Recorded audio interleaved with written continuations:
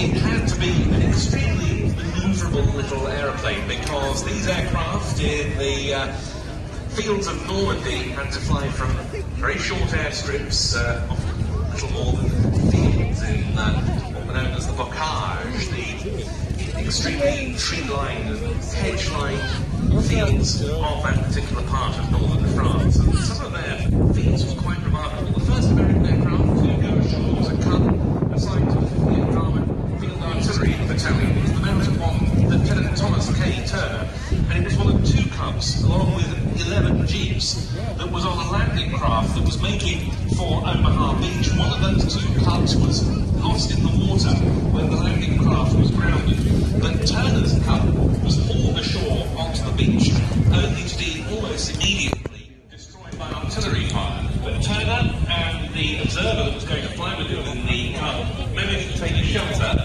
and emerged unhurt. Turner returned to England, picked up another Cub, and 11 days after D-Day, he landed above Omaha Beach, his intended destination the first time.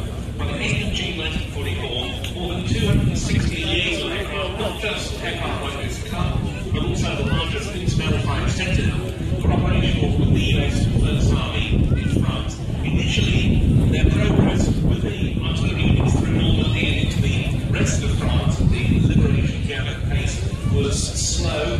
Those small fields in the bocage hindered progress, casualties increased, but soon things improved, and the L4s played a huge role in directing Allied artillery fire over the horizon and performing liaison and communications tasks. They were of course able to fly from unprepared strips, not just in Northern Europe, but in many other theatres as well, including Southern Europe and the Pacific. It really was an outstanding little aircraft.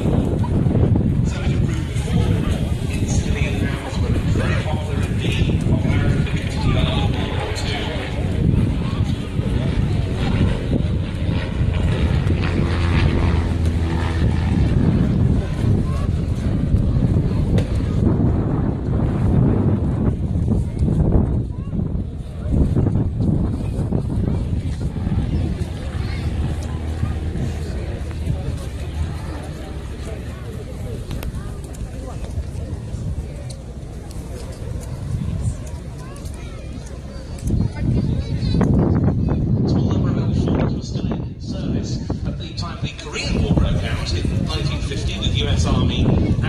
Air Force units as air observation post aircraft. Soon they came to be replaced by newer types, the more powerful Piper L-18 Super Cub and the more Cessna 19 Bird Dog, amongst others. Now we see Jim McTaggart in his Cub flying past down the slope.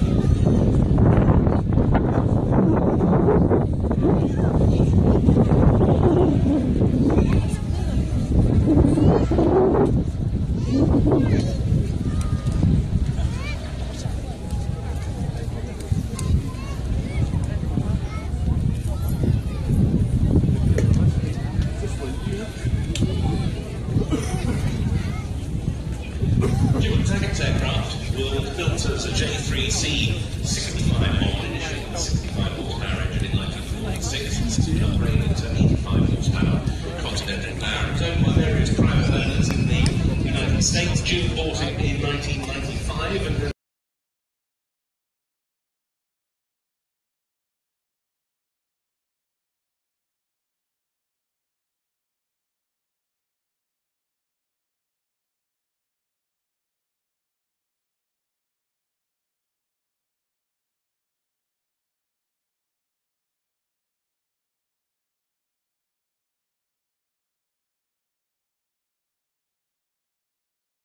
we're still expecting the Eurofighter Typhoon in just over half an hour from now, just 4:15 today, as our second and final display item of the day.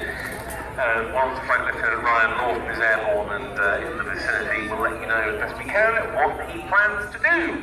So about half an hour to carry on walking around the site, hopefully taking advantage of some of the indoor displays and activities before the Typhoon rips the sky apart to conclude the show. He will now be with us at 4:30, so please do wait around until 4:30, when we'll see the Typhoon doing something.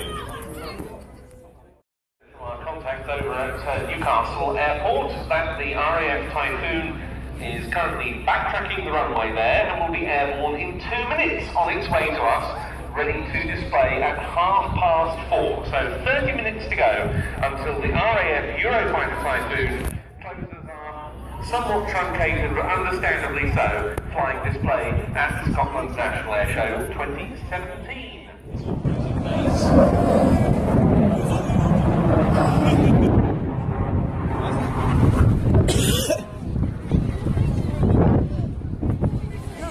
Oh, no Typhoon then. Too much low clouds. That's a shame. Right, that's a shame. I think the fact that he was totally invisible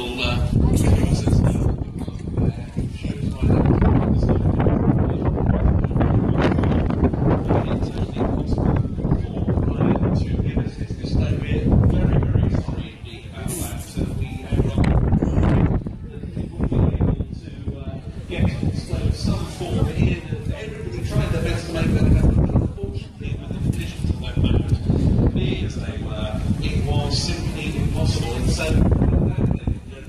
very, very something today's activities at the Scotland's National Airshow 2017 and its fortune to a close. It hasn't been the sort of day that any of us wanted. It hasn't been the day that the display pilots would have wanted, or any of those involved in the staging of the event, and that's certainly not been the day that we would have expected. But nonetheless, thank you so much for your attendance, your patience, your perseverance in the face of some dreadful conditions, and for